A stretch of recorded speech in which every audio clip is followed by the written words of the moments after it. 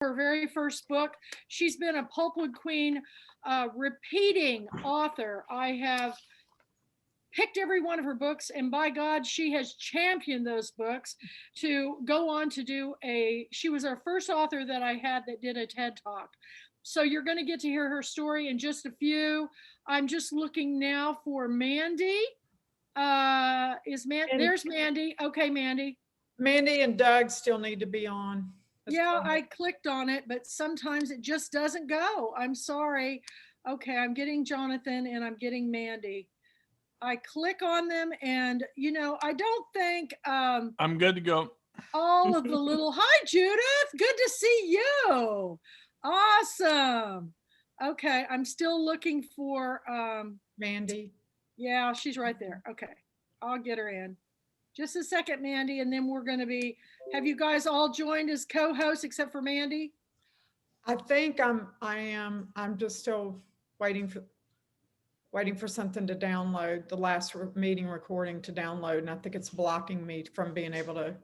Okay, well, I'll click you in as soon as we get started. How's that? Okay, I think we've got everybody in.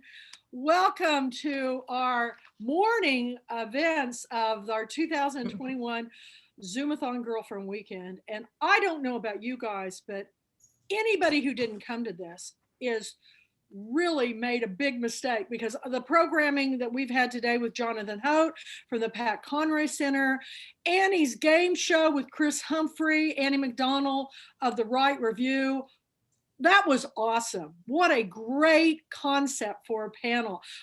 Got to have her back to do it again next year. That's just really great. I'm glad to see some of you on board, like Henry and Judith and Gregory, and we are having the funnest time ever. But today, I want to introduce our author, Julie Perkins Cantrell. You are looking the part, girl, and that smile. Show us the ring, okay? Oh. Show us the ring. She's engaged, you all. We love him. We love Rob Bradford. We are so excited. We know you've had quite a year, but this is the good news. You're loved, and your books are out in the world and doing so well. And to be selected for a TED Talk is such an accomplishment. I'm thrilled. And the fact that you come back to me even when you've become so famous really means a lot to me, Julie. Because a lot of authors, once they hit that peak, I never see them again. So thank you for sticking with us, and I'm turning the program over to you. So take it away, Julie. Thank you. Thank y'all so much. Look, I just love seeing y'all. I'm scrolling through back and forth because I just love seeing these wonderful people that I've gotten to know and love over the last 7 or 8 years. And Kathy, thank you. Truly, I can't begin to say what Pulpwood has meant to me in my personal life through the years. Kathy was one of the first people to support my book before it ever even came out the chute. I was a speech language pathologist working at a public school in Mississippi, raising 2 kids and running a farm, and had no clue what I was doing writing a book. I was a reader and I had always written, and I just wanted to see if I could do it. So for Kathy to have taken a gamble on me when nobody had ever heard of me or my work or anything I was doing, really, I mean, she was the first one to champion anything I ever tried to do. And she has just lit up my life for the last 8 years by bringing me into this tribe. And I have met so many, I know you all feel the same way, but the people that Kathy brings together from all over the world and all walks of life through our united love of story has enriched my life in so many ways. I can't even begin to tell you. And I'll tell you one little tiny piece of how. My life is totally different now than it was 7 years ago, completely different. And about 1.5 years ago, I moved to Houston, only knowing one person here in Houston, Texas. And as fate and God and miracles provide, and Kathy, I was within 2 miles from the Pulpwood group in Houston where they lived. And so they've become my friends and my anchor here in Houston. And so once again, the Pulpwoods have saved me, because I didn't know. So in a city of 7 million people and more miles than I can count, I was within 2 miles of these Pulpwood queens. And that was life-saving. I can't tell you. They've been wonderful. And welcoming and opened arms like everybody I've met through this circle. So thank you all for being those kind of people who are just genuine and authentic and fun. I was laughing today. I was like, I think I'm going to start wearing this every day, because you do kind of embrace a whole different personality when you're walking around the house in the crown, you know, like this is going to be my new norm. But no, it's fun to be here today and to tell you the story behind the story of the TED Talk. So as I just said, when I first came into writing, I didn't have a clue what this industry was about or how it worked. I was just clueless. And I still am clueless, but I've learned a lot in the last 8 years. And the Pulpwood Queen Girlfriend Weekend that year was my first big author event I'd ever gone to. So I'm this little newbie driving my tiny car by myself from Oxford, Mississippi to Texas, walking into this room that, you know, I had heard little things about what to expect, but you don't know what to expect until you walk into that room and you see this energy that just can't be described. And just so much fun and such a beautiful escape, and so much men too are welcome there and have fun there, but there's a source of girl power in that room that you don't get in a lot of places. And it was very invigorating for me and inspiring to me. And so one of the things that I was clueless about this business is that when I wrote the book with no intention whatsoever of ever publishing it or sharing it with anyone, I never thought about myself as being a speaker. I was just writing to write a story, and maybe somebody on the other side at some point, once I decided to publish it, might connect with it and feel seen or heard or have a voice. That was it to me. So when I was asked to start speaking, I was a little intimidated by that challenge and thought, what do I have to say? You know, I'm not a speaker. I'm not that's not who I am. But what I am and who I am is a teacher. And so I just had to start thinking of it as another classroom.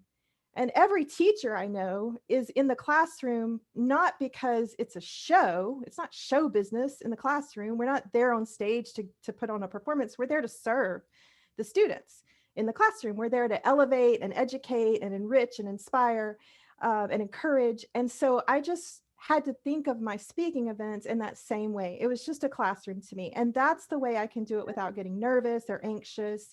It's not about me at all. In fact, I wish I was a little more self-aware and took time to look in the mirror and figure out what I'm wearing and how I look. Because a lot of times I'll look back at recordings or pictures and think, oh my gosh, Julie, look in the mirror sometimes. But teachers just don't think that way. That's not how we move through the world. We're always more aware of everybody else around us and how they're feeling, and instead of what's going on with us. So as long as I kept in that mindset of it being my classroom, I've been able to go out and speak and not feel anxious or nervous about it or stressed, which has been a really good gift, I think. And I think I learned that from my whole family. I have a long line of educators in my family, and it's just who we are and what we do. But getting invited to give a TED Talk is a whole different thing. So I had never been nervous before speaking. I love people. I love getting to go meet people and interact with people in these events. It's wonderful to me to hear all the stories and connect with people. But a TED Talk made me kind of stop and pause and think, okay, what is this? What have I been invited to do? I have no idea why I got this honor, and it means the world to me, and I don't feel deserving of it. But what am I going to do with this opportunity now that I have it? And I encourage every one of you to think about this, because it was really interesting to think about. Do y'all remember the book, The Last Lecture? It came out years ago. Yeah, it's kind of about Echo's nodding. Yeah. When a professor gets to the end of his career and he has that last lecture that he's going to give to his class, what is he going to say? What is the final message, the big message he wants to leave people with? And in a way, that's what that TEDx talk gave me the opportunity to think about. I have 15 minutes, and this is going to be out there forever for anybody to come across. What is the message I want to give? I'll probably never get that opportunity again on that kind of stage, that kind of grand stage. What do I want to say? And not only what message do I want to give, but how do I want to give it? I have 15 minutes. What am I going to do with that? It was a much bigger challenge than I thought it would be, especially because I kind of wing it. I don't usually ever plan a speech or what I'm going to say. And I really had to this time.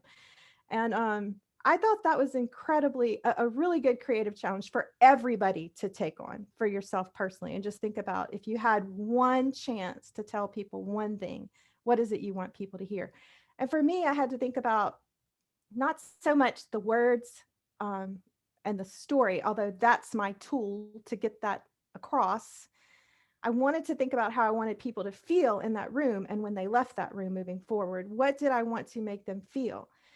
And with everybody who crosses my path, I want and I try to make them feel seen and heard and valued and appreciated and unconditionally loved and accepted, no matter where they come from, what their mistakes have been, what challenges they've faced. I just want them to be seen as a beautiful, beloved, sacred child of God that is loved and accepted all the way down to the core of their soul. And I want them to be able to leave my presence, hopefully moving through the world, believing that about themselves and never doubting it again. And I've wanted to do that all my life with my friends or my family or my students or my readers or my fellow writers or whatever. So all I could think about is, if this TEDx talk is going to be out there for who knows how long, for who knows who to feel, how do I get that feeling across to them? I tried to find a story to illustrate a way to give that feeling and that meaning to them. And I don't know if I failed or succeeded, but I'm really glad that I tried and I rose to the challenge and gave myself that opportunity.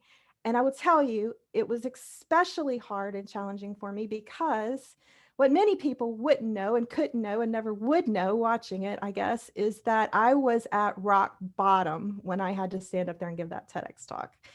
My soul had just been blown to absolute bits by the person I loved and trusted most in the universe. And in trying to survive that situation, I ended up having to lose and surrender absolutely everything I'd ever loved and worked for in my entire life. So I was, when you say rock bottom, I was at rock bottom. I had literally been scraped raw. And so I had to stand up there with every nerve ending, every cell in my body raw and exposed to the elements of the world, so to speak. But aside from that, even bigger than that, is that my entire community was also raw and traumatized at that moment, because I had been invited to come home to give that TEDx talk in Livingston Parish, Louisiana, which is the parish where I had grown up. Livingston Parish in 2016 went completely underwater overnight with no warning at all. It's called the Great Flood of 2016. Unlike a hurricane, where we have days, if not weeks, to prepare and plan and evacuate and board up and raise things up, we didn't have any warning with this flood. It came overnight. It rained 31 inches in one day, and it continued raining for more than a week.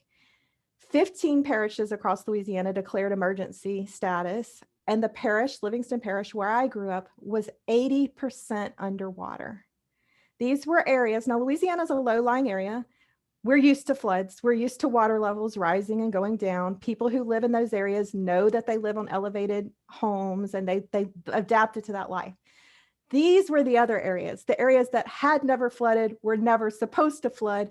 None of those people, less than 15% of them, had flood insurance or any kind of preparation at all for a flood.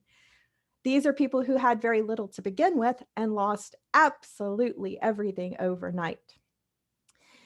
And you have to picture this community. This is the kind of community that's in rural Louisiana. So a lot of these people live on family land, and they have multiple families living on those patches of land. So not only did your house flood, but you couldn't go to grandma's house because her house flooded too, and Uncle Pete's house flooded too. And our business that we operate our entire livelihood out of is flooded too. And all our cars are flooded too. Our children's schools are flooded. Their school buses are flooded. The daycares are flooded. The churches are flooded. Everything was gone. The hotels were full or gone. Everything, the stores that you would go to get supplies to rebuild were gone. So when you think about a flood, it's one thing. When you think about the entire world that you know flooding, it's a whole nother thing. And the level of trauma that impacted that community was intense. And one of the places that people turned to for love and support and information through those times was the library system and the church system. The library had flooded too. And so when they were hosting this TEDx talk, they were doing this as a celebration and a grand opening for their new library that they had built after the flood. So it was so special and meaningful in so many ways when I walked in that room to see this community of survivors who had been resilient and come back And here they were gathered in to me, this sacred space, a library, you know, that connects people of all walks of life, no matter who you are or where you are. And just be there in a room full of people that I loved, people that some I knew, some I didn't, but people who understood resilience and resurrection. So already when I walked in the door, I was an emotional wreck. And then I got to sit there through 8 incredibly inspiring, gifted speakers that had me just crying for hours, y'all. It was so emotional. One of them was Johnny Reed Smith, who's a friend of mine now. I had not met her until this talk. She grew up in the foster care system. Echo knows a lot about that with her Orange Duffel Bag project. Joni grew up as a foster care child because her father murdered her mother in a domestic violence incident, and then her father later died in prison. So she had an incredibly painful and powerful story of recovering and resilience and resurrection. And these were the kind of stories I was listening to all day. People who had faced the worst life could give them and come on the other side still with an open heart, able to love and be loved. And guess what Joni became? The Louisiana State Teacher of the Year. She's dedicated her life to helping and serving other children because she knows what it was like to be that child who was hurting and in need. And her safest, most stable place to be was school. And she had a teacher who believed in her and made her believe in herself. And so she has devoted the rest of her life to doing the same for countless children and now teaching other teachers to do the same thing. So these little terrible traumas and tragedies that we think that do wreck us really can build us and shape us into the people we were really supposed to be all along. And those were the messages I was getting all day from these inspiring speakers. So by the time I finally stood up there to talk, I was just a basket case, emotionally wrecked, inspired, but also just I'd been crying for hours. Just the whole day was just, it was so big, you know? And so I look back on went back and looked at the video when Kathy asked me to do this, and it had been a while. And I was like, okay, I wish I'd worn something different. I wish my hair had been better. I wish the camera angle would not have highlighted my 10 chins and my extra pounds, but that's life. I'm so glad I did it. And I hope that when people watch it, that they can feel loved and inspired and seen and encouraged to go off and take all that pain and those broken hearts and turn it into something positive and something beautiful and something good for the universe that serves and elevates others instead of allowing it to break us the way so many things try to do. So that's my story. And I would love to answer any questions or tell y'all anything that I can about the journey, but it's been a big honor. And I'm just so, Kathy, I'll always be with you because this is not only an honor for me, it's fun. I love this. I love Pulpwood. I love the readers and the writers here. And it's just an honor, but also just fun. I'm having fun. So thank you. I have to jump in because when it announced that she was doing this TED Talk, it was like the biggest thrill of my life for her because I knew everything that you've been going through. But I have to tell you, how did you meet your fiance? You've got to tell this story because I told you, you're going to meet someone. So what happened? That is a funny story. It's kind of confusing. Okay, so when I was a little girl, I grew up in that little town in Walker, Louisiana, and I had a late birthday. I was very young going into high school. I was like 13 years old as a high school freshman, and all the high school senior boys are like, freshman girls, and that's what happens. And so this guy had asked me to ride with him to a basketball game for high school. And my mom said, well, you're way too young to do that. But she knew his family. And so she let me ride with him the 4 miles to the gym. She followed behind us in her car. She sat across from us in the bleachers. And then she followed us home. And that was that. Like, that was it. That was my big first date. I never really talked to him again. He was a high school senior. I was a freshman. We were like on different planets. I was so clueless and naive and had no idea what stage he was in life.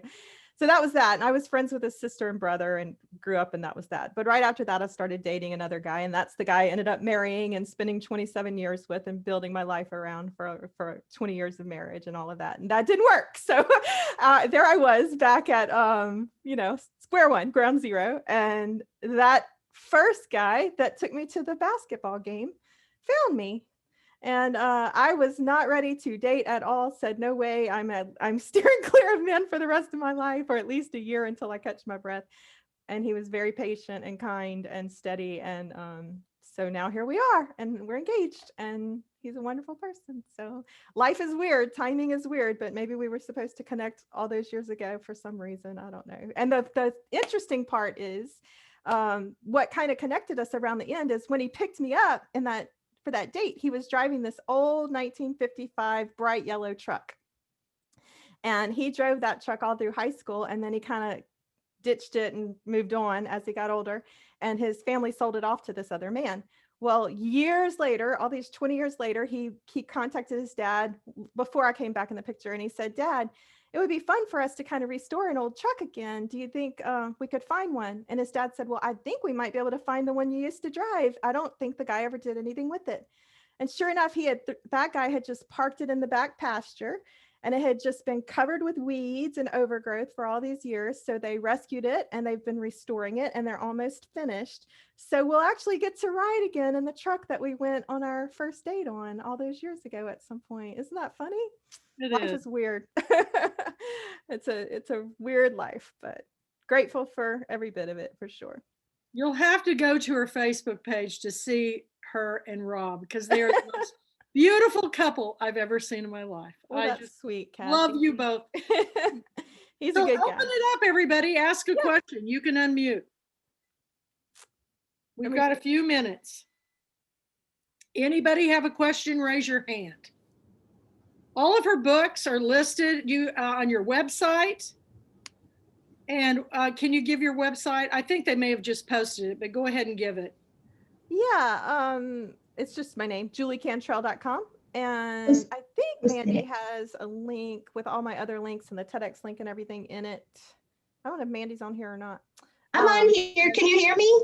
Hey, Mandy. Yeah, she's been posting everything, her and Doug. Mandy, so I don't have a question. I just have a comment. I love you. I love you. And you saved the day, Mandy. Kathy, I was so confused. And Mandy, of course, helped me at last minute. So thank you, Mandy. You're welcome. I'm a huge fan. I'm always so confused. Thank you, Mandy. I appreciate it. When it comes to technology, I am the worst. I'm just the worst.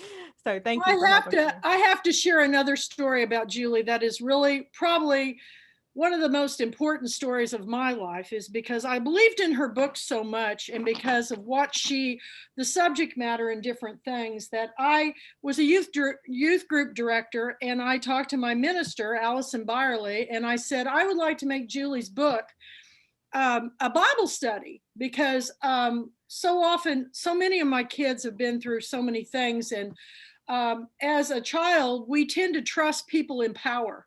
And it was a wonderful book of explaining that, stick with your gut feelings in your life, kids. Speak out if you feel uncomfortable. Anyway, she said, yes, go ahead.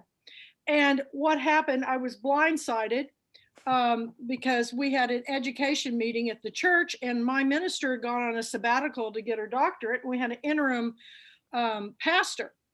And a young woman from our church announced that I was teaching subversive material to my youth group. Now, I've been with the Methodist Church for years, and I was just appalled, because nothing is more important to me in this world than children and young people and mentoring. And I said, I don't know what you're talking about. And she goes, well, isn't this situation happen in the book? And I said, have you read the book? And she said, no. And I said, then your point is mute. You can't.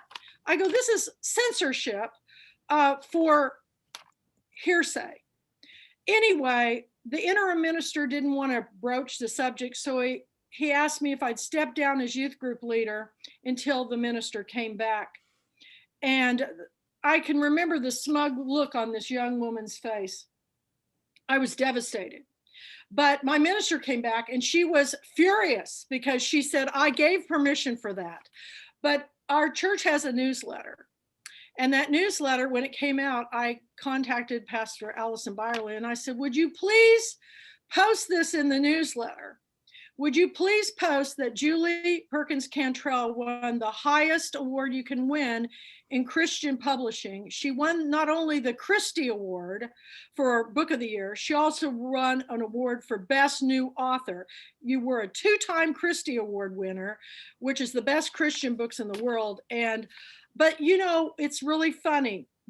For me, the damage was done, because once somebody starts a thought about you in a situation like this, you know, and it wasn't long after that, I actually had my own devastating blindsidedness, and I left Jefferson and moved over here to Holly Lake Ranch. But I became the youth director over here at the First United Methodist Church, and was the youth director until I went back to school. But Julie's books are some of the finest written stories ever written about things that we all need to understand. And I cannot go on enough about her. Nobody deserves the Christie Award or the TED Talk more than you, Julie. I just want to say that, because I have, you know, My Orange Duffel Bag, you know, Sam Bracken, I have authors that I've championed causes for. And if anybody remembers me long gone after I'm gone, I hope, and I'll cry about this, I hope your books are remembered forever. Okay, go on. Somebody else. You left me speechless, Kathy, Oh, which is I hard love to you. do. I love you. I love your books. And that's what I do, is I share stories that enlighten, educate, and change the world in which we live. So the way we see things. So thank you, everybody, for listening. Wendy has a question. Yeah, Wendy. Hey, Julie. Hey, Wendy. It's been a while since I've talked to you. Is that Wendy and Jackson? Yes. Hey, Wendy and Jackson. I can't see you. Hi. Just want to say, love you. It's good to see you. And to ask you a question, and that is, you know, what is your favorite part of this book and why? Of which book? Of the one that you are currently doing. Are you talking about Crescendo? Crescendo. You know what I've been working on mostly in the last few years is going back to my teacher roots. I love helping other people tell their stories. So I've been putting a lot more focus on ghostwriting and editing and book coaching and things like that. And I love it. I absolutely love it. So that's been my focus for the last couple of years.